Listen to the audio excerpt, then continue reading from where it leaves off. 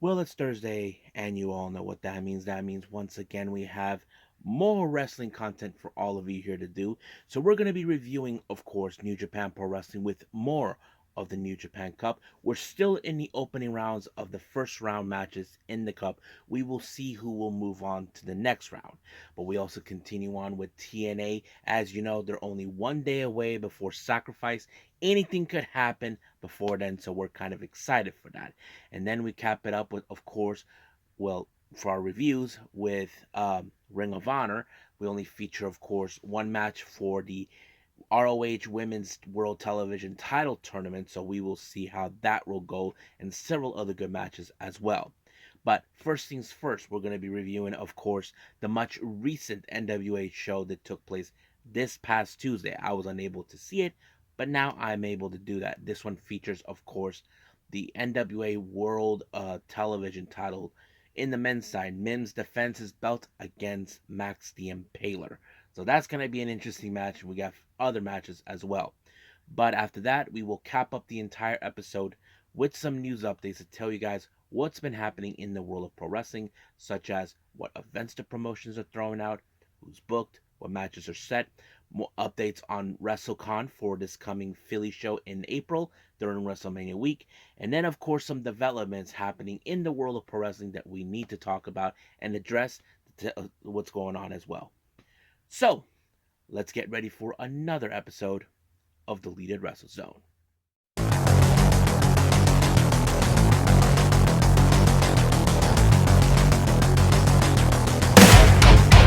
Are you ready?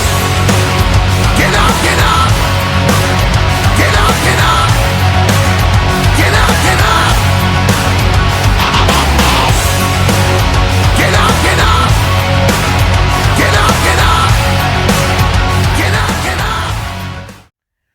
Welcome, everybody, to Deleted Wrestle Zone, all things that is pro wrestling with AEW, NXT, New Japan Pro Wrestling, TNA, the National Wrestling Alliance, various promotions, wrestlers, matches, and championships. I am your host, Jay right here. So, if you are new to the channel, welcome. This is a channel where we do a lot of pro wrestling reviews of various promotions, not only here in the United States, but also in Japan, Mexico, Canada, Europe, the UK, anywhere in the world where pro wrestling is not as big, but it continues to grow. We also do discussion videos, talk about various topics such as the promotions, factions, storylines, the wrestlers themselves, whatever we want to talk about. We also do more news updates. If I'm unable to put it on this episode, I can put it on a separate video by itself. We also do real timing news updates to keep you guys on alert if anything is happening in the world of pro wrestling. We also do the Unagi Sayaka Watch and various other cool things as well. So if you like what you see, please subscribe to us. So click on that subscribe button. You'll be getting a lot of daily reviews and other cool stuff as well on this channel. But if you like this episode, please give us a like on the like button or a nice comment in the description down below. Now, all introductions are now set aside and need to be done. Let's begin with our very first review. As this one is NWA Powerrr.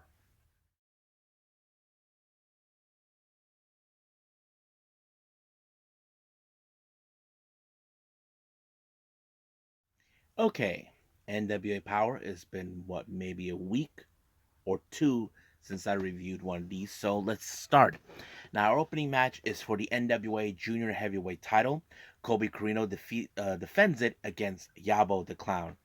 Now, yes, if I have any subscribers who hate clowns, well, I don't like clowns who try to play dirty tricks when it comes to try to cheat their way, especially when the with Yabo, who is a bit of a weirdo. Well, I like clowns when you see them in the circus. I'm not gonna lie about that. But when it comes to wrestling, that's a different scenario. Now, would you think that Yabo would try to use whatever dirty tricks to ensure he gets the title? Well, that did not work because uh, Kobe Carino super kicked him right in front of a balloon and popped right in his face, and then he implanted him with a DDT and retained the title. Now, some things I was not unaware, but I was aware later during social media. As you know, Pretty in Power more consistently, Ella and what's her name, Kylie, They officially lost the NWA Women's World Tag Team titles to the Queen Bees, and now they're looking for a way to get them back. Now, this is just all too familiar. I mean, we saw that before with them. They're determined to ensure that the Pretty Empower era remain in the women's division remains intact, since Kenzie is still, of course, the current women's champion. So we'll see how that goes. But their next match against them will be at another pay per view. I don't know when is that, but I'll stick close to it. Now, our next match is a non-title match, but involves the NWA World Tag Team titles. Blunt Force Trauma, Carnage, and Damage take on the Miserably Faithful, consistent of Sal the Pal and Gags the Gimp. Now, personally, I would love to see, of course, Sal the Pal and Gags the Gimp try to win these tag belts, but of course, that piece of garbage of Aaron Stevens will do whatever it takes because he claims that's how the world should be. That the titles meant to be with them, it should be with with the Blunt Force Trauma, but it was Carnage who pinned Gags the Gimp, and it was over right from there. Now, Kyle Davis conducted an interview with the Southern Six and EC3. Now, EC3 talked about, of course, his match with Cardona and this other stuff that he did. However, the Southern Six had a lot of things to say to EC3. Reason is, as you know, the Southern Six have been claiming for months that now that the entire business is theirs for the taking. But of course, EC3 will not pay attention. But if either one of these clowns decide to challenge him, you probably would think, yes, he will do something. Now, it appears that there is a bit of a friction within the family. AJ Kazana, the Kazana family, their distant relatives, the Andrews, reappeared. Anthony Andrews, who we haven't seen for almost a year and a half or so, just all of a sudden reappeared. Now, AJ's dad, Papa Kazana, showed up and decided to say what he had to say to Andrews. I think Andrews feels that who is Casey Kazana to replace him. But of course, Papa will be proud of his own son stepping up to side with his own brother. But the one thing that, of course, Papa Kazana will not appreciate is that Andrews just left them high and dry with no trace, but for him to make the call saying, Casey, I need you to be by your brother's side. So basically, we'll see how those things between those two guys will go. Now, our main event is the NWA World Television title. Mims defends it against Max the Impaler in the time limit of 6:05, 6 minutes and 5 seconds. Now, of course, Max the Impaler has an agenda of her own, and of course, Father James Mitchell will always be the guy to support her in every way possible. Now, don't forget, Max is the current NWA Women's World Television Champion, a title that she defeated Kenzie Page for. But the real question is, why is she after this belt for? What is so special about it? We just don't know what her agenda is. I mean, I'm sure she's going to cash in her opportunity to defeat Kenzie Page for her title. But, however, there is one thing that kind of gets me thinking. I believe that maybe she wants to obtain the NWA World Heavyweight title. That is one thing I could possibly see. But, however, you would think that Max would do is hurt Mims in any way possible. Mims would do whatever it takes to ensure he doesn't lose this belt. But, however, because of the time, 6 minutes and 5 seconds, well, we just ended up with the draw. And he was demanding 5 minutes. But apparently, he made a big doo doo. Apparently, he actually put his hands on Father James Mitchell, and he does not like that. So he'll be coming for him soon enough, and hopefully to take away the NWA World Television title that he has. So I think that's pretty much it with the NWA. I believe at this time for New Japan.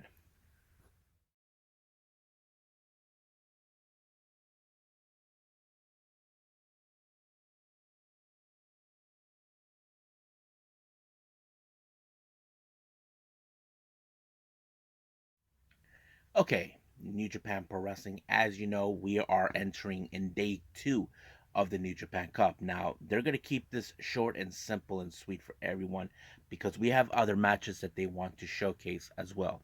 Now, first match, we have Bolton Oldleg, teaming with Bishamon, Yoshihashi, and Hiroki Goto, taking on the members of God, consisting of Yado, Hikule, and El Fantasmo. A somewhat of a rematch from Wrestle Kingdom. If you guys remember, it was God who dethroned Bishamon for the IWGP Tag Team titles back on Wrestle Kingdom. So you would think that, okay, even though this has nothing to do with the tag titles, but you probably would think, okay, they would definitely will love nothing more than have a bit of a payback for that particular day.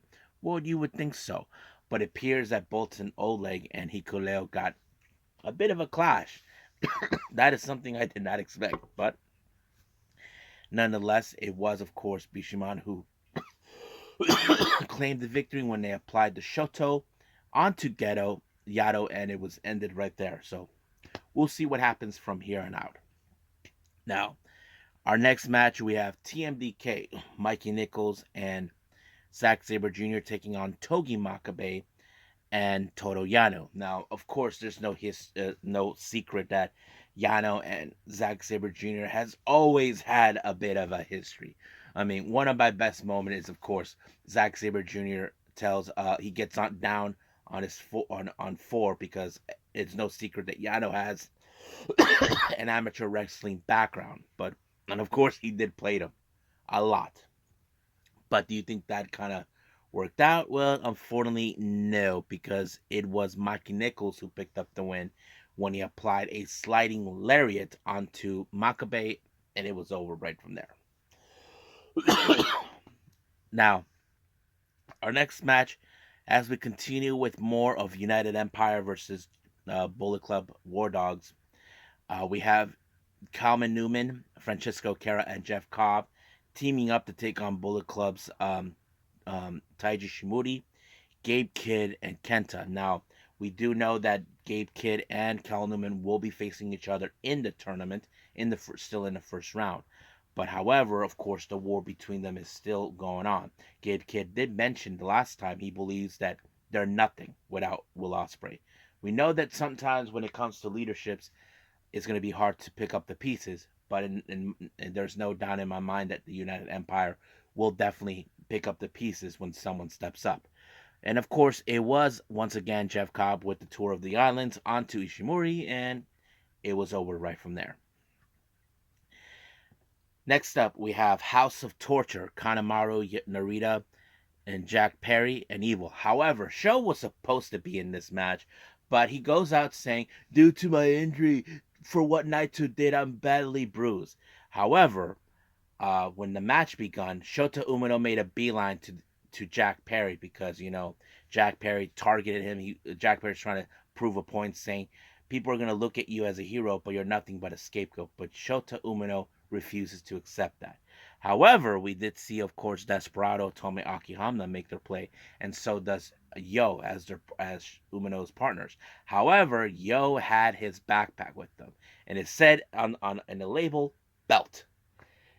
And of course, what's his name? I think it was a Kanemaru who got the bag and tossed it to Sho. And guess what? That piece of douchebag of Sho was faking the injury, and I knew it. I knew he was faking it the moment I saw this. He was playing it. But let me put what happened before we proceed on this match. He was so happy and smiling. I got my belt, you dumbass. And then when he opened it, and guess what's in there? Sho's old gear when he was in Chaos. Remember that when they were known as Roppongi 3K, Yo used to wear silver, Sho gold. So he got into his head. I don't know what Yo is doing, but I have to say is fantastic. I think for months, here's the thing. Sho likes to play games. Well, who can play that too? So Sho's the moron in this picture. But however, what's going on in the ring? Well, as always, when it comes to House of Torture, they like to play dirty games. Not to mention, they used up the push-up bar on Hamna, and then the double cross by Narita on Hamna to pick up the win. But of course, Shota Umino, who is still has a problem with House of Torture, he refuses to stop. Even Despy tried to help, but it was no good. So we'll see what happens until then. Now, our next match, we have a bit of a, you can say a little bit of a rematch of a sort, or the saga continues between these two factions. Just five guys, Taka Michinoku, Doiki, Yuya Uemura, Taichi, and Sanada. They take on LIJ's Bushi, Hiromu, Yoda Shingo Takagi, and Tetsuya Naito. Now, don't keep in mind, we know that somebody in just five guys will definitely have nothing more to get their hands on Naito for a shot of the IWGP World Heavyweight title. So we'll see where that leads us. But of course, we'll see some moments between both Doiki and Hiromu, because Hiromu will never forgive Doiki for losing to him in that singles match or being pinned in that tag team match. But of course, Yuya and Yoda is still going on. But unfortunately, that did not go well, because it it was Suji with the with the Gene Blaster onto Taka Michinoku that ended things. So we'll see how things will progress in the New Japan Cup. Now, let's move on to our next match in the New Japan Cup with the matches itself. We have Tomohiro Ishii versus Chase Owens. Now, don't forget, Chase Owens the day before attacked Ishii to send up a point. Now, we know that Chase is determined to pick up the win now. I was surprised how things rolled out. I mean, Chase Owens was able to hold on against someone like Ishii, but Ishii was able to get away with everything that Chase had. But in the end, it was the crown jewel that put away Ishii and Chase Owens to advance. So, not bad. Now, we did see these two guys tangled in a tag match the day before, Tangaloa and Great Khan. You would think that this is going to be a very interesting match, and it did. Now, you would think the Great Khan, who has always said that he's destined for greatness, well, destiny did not side with them, because it was Tangaloa who picked up the win when he applied a knee strike, and that was pretty much it. Now, our next match, as you know, we still continue with more of the United Empire and David Finlay. United Empire and the War Dogs, of course, David Finlay and TJP face off. I have to say, this was a very strong match. I mean, we know TJP has whatever it takes to step up in the heavyweight division, but however, David Finlay was not going to let that happen, because he believes destiny is on his side, because he's determined to go all the way to the finals. He was so close last year, but now he's determined to prove so. But he did apply a knee strike onto TJP to move on into the next round. But however, he sent a direct message to Naito telling him that he's going to smash his face and take the IWGP World Heavyweight title where it belongs to the War Dogs. But his feud towards Nick Bennett is not over. Now, you probably think, why is it not over? Simple. To David Finlay, he feels that Nick Bennett has stepped on his turf. He wasn't trying to do anything, but Finlay doesn't care. He feels, don't step on my ring until I say you do. Well, too bad. No, he did not step in the ring, but he allowed it to happen. So we'll see what happens until then. So I think that's pretty much it with everything with New Japan Pro Wrestling. Let's move on with TNA.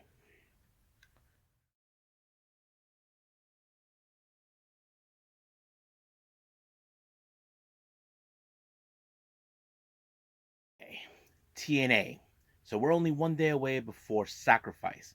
So our opening match, we have Mustafa Ali versus Kevin Knight. Now this is payback for what happened last week. Mustafa Ali, who did his inauguration, he was not happy how things were going. So it was later booked that we had Kevin Knight to face him. I thought the match was pretty good. However, of course, we're gonna see those lousy hose bags, the good hands, get involved, and that's exactly what happened. But Kushida and Saban did everything in their power to stop them, but it was not enough until Ali applied the 450 splash after he whacked them with the belt. However, during the post match, apparently Mustafa Ali had the good hands helping out to take out Kevin Knight's shoulder, and then Alex Shelley shows up to even the playing fields. So, this is not over yet. Now, after that, we did see how things were going with Knight. The doctor told him that he's not going to be 100% confident with Knight with his condition. So, however, Alex Shelley is determined to step up, saying that he'll be in that 6-man tag with Sabin and Kushida. But however, it seems that Shelley is still upset with Kushida for what happened in No Surrender when he tossed the towel, and costing him the TNA World Title. So we'll see where that leads us from there. Now our next match, Ash by Elegance gets her second match against Angel Blue, and I feel like it's like they're trying to make it a big deal. But however, sooner or later she has to face a much stronger competitor, someone who's willing to show her who's boss. That's what I would think. But however, this match ended with Ash by Elegance with the Swanton Bomb, and it was over right from there. Now, as you know, we will see Steve Macklin versus Nick Mennett. However, Macklin continues to run his mouth, calling Nick Mennett that he's a coward because he was in TNA, that he was in Japan, and all this. But however, wherever he was viciously attacked by Nick Mennett. So, however, the Rascals weren't there to protect him. So, Mennett got his payback, and we'll see what happens. Now, the Good Hands were in action to take on Time Splitters, Alex Shelley, and Kushida. Now, you would think, okay, now with the situation after what happened in No Surrender, well, can they coexist? We know that they've been tag team partners for many years. When, of course, Alex Shelley teamed up with Kushida back in Japan. I mean, you can say there'll be some back and forth at some point. But however, nonetheless, it was Kushida with the hoverboard lock that pick up the win. And that kind of sets it up. However, we did see later on how Mustafa Ali was dissatisfied toward the fact that the Good Hands won. But the Good Hands tried to stay on his good grace. Uh, well, the Good Hands, how do I say this, got ditched. Mustafa Ali had recruited the grizzled young veterans to deal with, of course, Time Machine, and that's pretty much it. So the Good Hands were like, what the hell? And I think Chris Sabin's going to laugh at their butts because what did they expect was going to happen? That Mustafa Ali was just going to agree with them after failing against Time Splitter? Well, we'll see. Now, Dirty Dango, as you know, he's been running his mouth saying how much he hates pro wrestling. He criticized Josh Alexander over his headgear. Now, it's no secret that the reason Josh Alexander wears it is because we know that one of his ears is not 100% real. But nonetheless, if Josh Alexander heard this, he's definitely going to rip him apart. So we'll see about that. Now, as you know, Masha Slamovich and Killer Kelly regained the TNA Knockouts tag team titles, but Daddy Luna and Jody Threat did mention that they will take on whoever walks out in No Surrender. Well, this is a bit of a preview between them. Danny Luna faces against Masha Slamovich. Now, you would think there's going to be moments where Killer Kelly will get involved. Well, you would think so too. But however, it was Danny Luna who picked up the win on Masha Slamovich, which is a huge win for her. So we'll see what happens until then. It's only a matter of time until they get their hands on the Knockouts tag team titles. Now, after what happened his sound check, I don't know what Alan Angels was thinking. He decided to challenge PCO. I'm like, what a moron. So he would definitely thought, but it did not do any well because PCO gave him the PCO salt and it was over. But however, Khan showed up and attacked him. And then, of course, he thought, telling Khan, hey, the Ellen just like, nice job, buddy. And then, Khan destroyed him too. So they kept on going, these two guys. I mean, you may have to figure out a way to have a winner on that. But yes. Now, Eric Young comes in, gives his own promo, talk about how much he loved TNA, how much he cherished, and he was the kind of guy who he was at the time. However, Moose likes to go out and saying that he thinks he's a load of crap coming from a guy like him. But we should have known that he was going to bring out the rest of the system, Myers and Edwards. But luckily, the ABC showed up to even the playing field. So we're going to see more of that soon. Now, our main event, we had Dirty Dango taking on Josh Alexander. Now, you would think that Dirty Dango thinks he had everything under control because he has Bravo and Trudeau, whatever his name. They were going to be there by his side, but that was an instant fail for them. But it was Josh Alexander with the ankle lock, and it was over right from there. So it was done. So I think that's pretty much it. So we will see what happens the following day in Sacrifice. Now, I'm not 100% sure if I'll be able to see it, but if I do, then I'll get that as a quick review for all of you. So I think that's pretty much it. So let's just move on with Ring of Honor.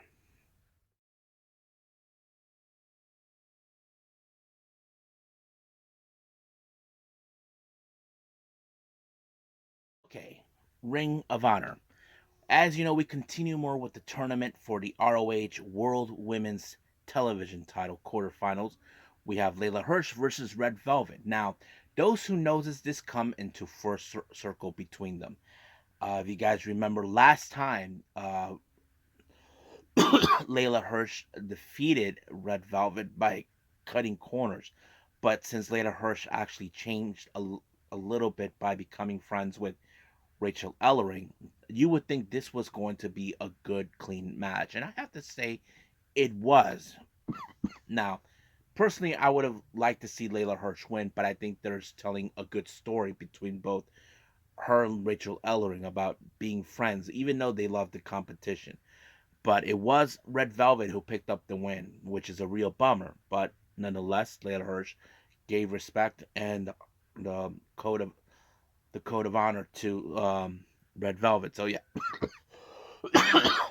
Now, the infantry put out a very interesting video promo talking about the merch and other things. However, it was a direct message to none other than, of course, the Outrunners, because apparently they actually used a version of Boot Camp onto them.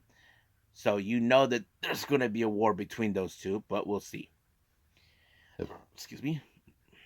Now, our next match, we have Abaddon taking on Judy Azul. Now, you would think this match was going to be done quick. However, out of nowhere, Mercedes Martinez showed up because it was later foretold that Abaddon will meet Mercedes Martinez in the tournament for the ROH World Women's Television title. So we'll see about that. But it was, of course, Abaddon with the Black Dahlia that put away Judy, and that was it. Now, as you know, the war between both Spanish Announce Project and, of course, Cole and Griffin, they are determined to get Serpentico's mask back, but they decided to talk to Maria to negotiate. So, Maria said to win some matches and possibly get his mask, Serpentico's mask back. So we'll see where that leads. Next up, we have John Cruz taking on Lee Johnson. Now, as you know, Lee Johnson has been undefeated so far since he made his appearance. And I have to say, he's been picking up some good wins. However, you would think that this is going to be over with Lee Johnson. It just did, because he applied a finisher. I don't know what to call it, but it gave him the precise win. Now, our next match, we have Nyla Rose versus Erica Demi. Well, you can guess this match ends with Nyla Rose applying the Beast Bomb, which, of course, now I don't know what's the significance of the whole thing, but we'll see. Now, our main event is a four-corner tag team match. We have Jack Cartwheel and Gringo Loco versus the Workhorsemen versus the Infantry of versus Spanish Announce Project. I have to say this was going to be a very tough one. We know that the Workhorsemen are the most toughest team ever. The Infantry are one of those teams that many people say they should definitely make a play for the ROH tag team titles. So we'll see where that leads us. But however, it was of course the boot camp by the Infantry that made the real deal when they pinned Gringo Loco, and that was it. So we'll see what else is going to happen for the Infantry. But like I said, I do believe that they should be making a play for the ROH tag team titles against the Undisputed Kingdom's Matt Taven and Mike Bennett. So we'll see. So I think that's pretty much it with all the reviews. I believe it's time for news updates. Okay,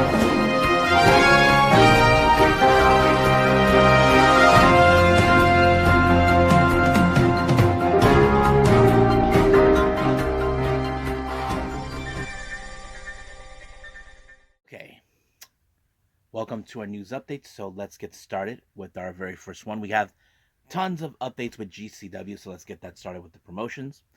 Ash to Ashes, which is of course this coming Saturday, I believe. Um, we have John Wayne Murdoch taking on Brandon Kirk, who I haven't seen for quite some time. I mean, last I heard, he was the um, ICW American Deathmatch champion, but nonetheless, that's what I saw. But we'll see. We do have for the following day, there's so much fun on the 10th. Joey Janela takes on Jack Cartwheel. There's Role Model on the 23rd of March. The GCW World Tag Team titles are defended. Violence Forever takes on the Rejects, Bentley Reed, and John Wayne Murdoch. Then we have, of course, the block is hot on the 24th.